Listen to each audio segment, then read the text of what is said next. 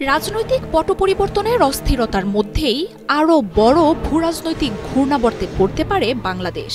প্রতিবেশী মিয়ানমারের রাখাইন রাজ্যকে ঘিরে এখন আন্তর্জাতিক সম্প্রদায়ের নজর দক্ষিণ এশিয়ায়। কক্সবাজার সীমান্তের ওপারে যে কোনো সময় হতে পারে নতুন একটি রাষ্ট্রের ঘোষণা। চলতি মাসেই সরকারি বাহিনীকে পরাজিত করে রাখাইনের ৮০% বেশি অঞ্চলের দখল নিয়েছে রাজ্যটির সশস্ত্র বিদ্রোহী গোষ্ঠী আরাকান আর্মি। দানা বাঁধছে অঞ্চলটিতে নতুন রাষ্ট্র প্রতিষ্ঠার সম্ভাবনা। এই সম্ভাবনা মাথায় রেখে আরাকান আর্মির সাথে যোগাযোগ শুরু করেছে ভারত, চীনের মতো দেশগুলো, তৎপর যুক্তরাষ্ট্র। আর এই প্রেক্ষাপটে বাংলাদেশ পড়তে যাচ্ছে সম্পর্কের নতুন সমীকরণে, এমন খবরই উঠে আসছে আন্তর্জাতিক গণমাধ্যমগুলোতে।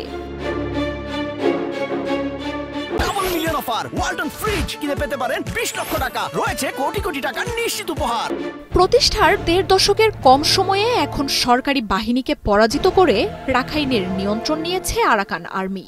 আন্তর্জাতিক বিশ্লেষকরা বলছেন যে কোনো সময় স্বাধীনতার ঘোষণা দিতে পারে গোষ্ঠীটি। আর বিদ্রোহীদের আক্রমণে জর্জরিত সেনা সরকার মিন অং লাইন এই স্বাধীনতা ঠেকাতে কোনো কার্যকর ভূমিকা নিতে পারবেন না বলেই অবস্থা দৃষ্টে মনে হচ্ছে। আর তাই দক্ষিণ এশিয়ায় নতুন স্বাধীন রাষ্ট্র প্রতিষ্ঠা এখন অনেকটাই নিশ্চিত। মিয়ানমারের পশ্চিম উপকূলে অবস্থিত রাখাইন রাজ্য আগে পরিচিত ছিল আরাকান নামে। ১৯৯০-এর দশকে আরাকানের নাম পাল্টে তাকে নতুন নামে রাখাইন করা হয়। ভৌগোলিকভাবে রাখাইনের অবস্থান মিয়ানমারের জন্য অত্যন্ত গুরুত্বপূর্ণ। বঙ্গোপসাগর ঘেঁষে মিয়ানমারের পশ্চিম উপকূলীয় অঞ্চলে রাজ্যটির অবস্থান, যার পশ্চিমে বঙ্গোপসাগর এবং উত্তর পশ্চিমে বাংলাদেশের চট্টগ্রাম বিভাগের অবস্থান।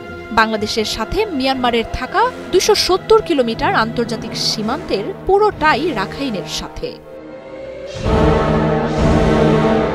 রাখাইনে এশিয়ার ২ পরাশক্তি দেশ চীন, ভারত ছাড়াও যুক্তরাষ্ট্রের রয়েছে ব্যাপক স্বার্থ।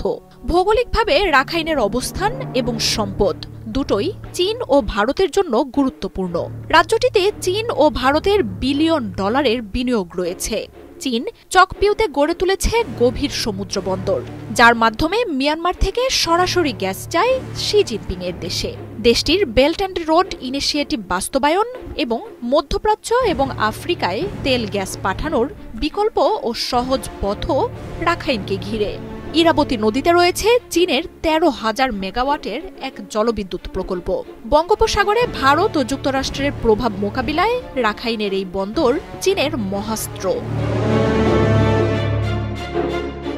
রাখাইন ইস্যু ভারতের জন্য মহা গুরুত্বপূর্ণ।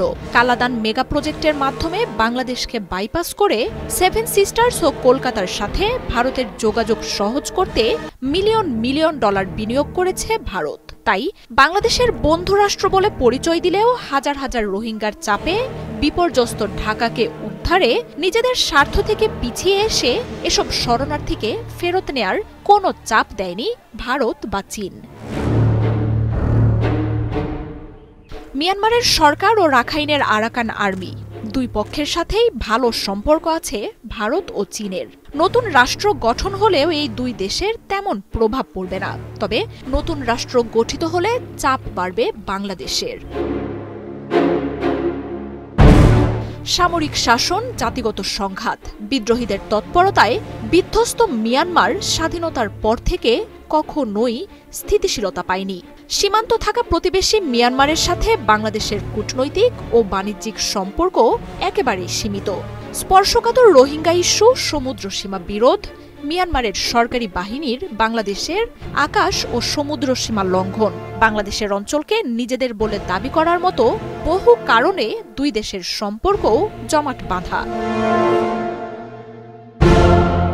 তবে আন্তর্জাতিক উদ্যোগে মিয়ানমার সরকারের সাথে রোহিঙ্গা স্থানান্তরে আলোচনা হলেও রাখাইনে নতুন রাষ্ট্র গঠনের সম্ভাবনা এখন এই আলোচনার দুয়ার একেবারেই বন্ধ করে দেওয়ার পথে।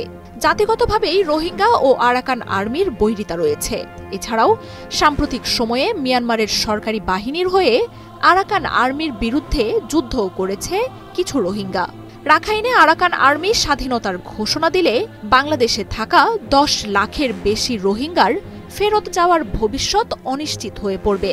সাথে অঞ্চলটিতে থাকা আরও ৬ লাখের বেশি রোহিঙ্গার বাংলাদেশে ঢল নামারও শঙ্কা করছে আন্তর্জাতিক গণমাধ্যমগুলো।